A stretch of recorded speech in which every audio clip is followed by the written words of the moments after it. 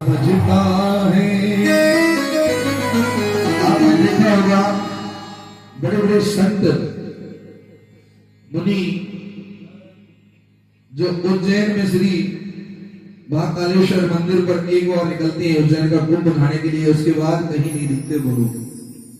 वो उन गुफाओं में जाकर विराजमान है जिसे स्तंभ कहा जाता है। इस सृष्टि का जितना ज्ञान है क्षण भंगुर जितना ज्ञान होता है, अगर किसी को आ जाए तो पल भर में आ जाए, नहीं तो पूरी जिंदगी रामचंद्र भाई तो कैसे चलाओ। तो थोड़ी आइएगा एक भजन पितरजी महाराज के श्री चरणों में। भरी है पाप की गठरी और हमारे सर पे ये भारी, हमारे सर पे भारी, वजन पापों का है भारी, वजन पापों का है भारी, इसे कैसे घटाएंगे। अच्छा एक बात बताओ, एक हाथ खड़ा करके दिखाओ माता बहने जिन जिनको नींद आ रही है।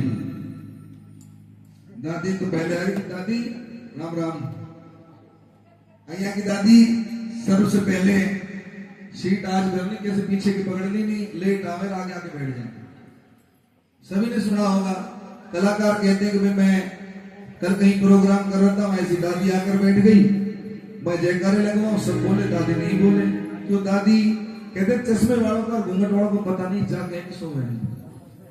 दर्द थोड़ी दादी थोड़ी देर पाछे तो पता नहीं कहां ब्रह्मांड में घूम रही थी। आइए एक बार लगा दीजिए, बोलिए बजरंग बली महाराज की। भाई साहब ये पंखा ना लगा दो साहब।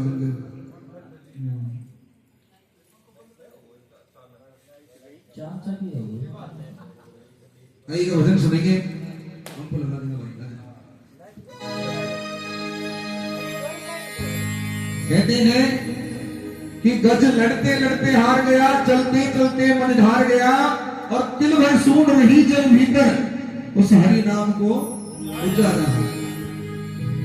तो उसी गज उसी हाथी की तरह मझधार में अगर आप अपने आप को महसूस कर रहे हैं कि कहीं ना कहीं हम डूब रहे हैं, तो आप समर्पण भाव से, ये हाथ उठाने की बात नहीं होती कि हाथ उठाओ ताली बजाओ, समर्पण भाव वो यहां से निकलता है। समर्पण कहने का मतलब पूरे तीनों के तीनों शरीर आपके श्री चरणों में, स्थूल सूक्ष्म और प्रत्यक्ष, तीनों के तीनों आपके चरणों में। अब कष्ट निवारते हो कि नहीं निवारते हो आपकी मर्जी है, क्योंकि है तो आप ही के बच्चे। आइएगा, अरे पकड़ी लो हाथ बनवारी नहीं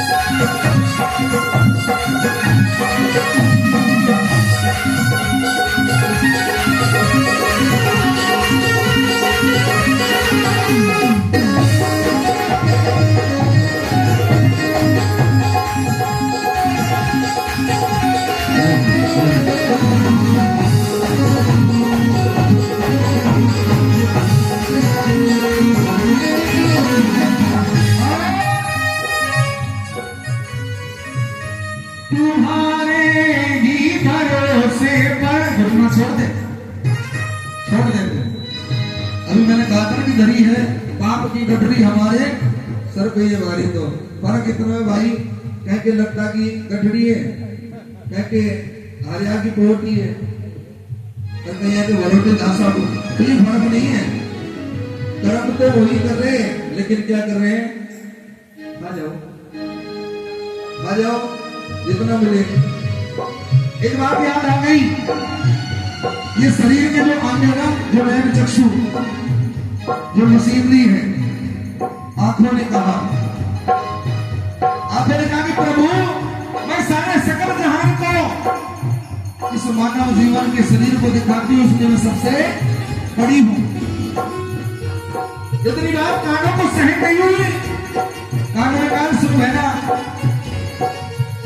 जब तक हम खतरे का आभास ही नहीं करें तो इस शरीर का तो सिस्टम ही खत्म है। अब कान की आवाज सुनी है नाक ने, और नाक कहने लगा कि इसके अंदर जो प्राण वायु है इनको मेरे अंदर से प्रवेश होगी, नहीं तो तुमको खत्म। अपनी अपनी हट लेकर बैठे संसार में और कुछ नहीं। अभी आगे सुनो, जिव्या कहती है, जिव्या कि अगर तुम्हें सुंदर सुंदर पकवान के आनंद नहीं मिले, आनंद रस नहीं मिले, तो कहां से शरीर बढ़ेगा, कहां से बुद्धि चलेगी। जिव्या की बात सुनता है कौन? मुंह सुनता है, दांत सुनते हैं, सारे मिलकर कहने लगे अगर भोजन को हम कुरेंगे नहीं तो भोजन पचेगा नहीं। ये सारी बातें सुन रहा था, अंत में ये पेट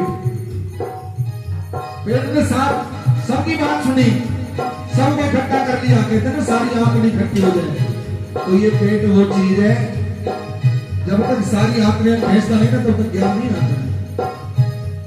कि तुम्हारे के इस मानव जीवन में जो मैं तुम्हारे भोजन को सहन कर रहा हूं, जिस शक्ति को मैं सहन कर रहा हूं, वो शक्ति साक्षात वो है। आइएगा, तुम्हारे ही भरोसे पर जमाना छोड़ बैठे हैं, जमाना छोड़ बैठे हैं, जमाना छोड़ बैठे हैं।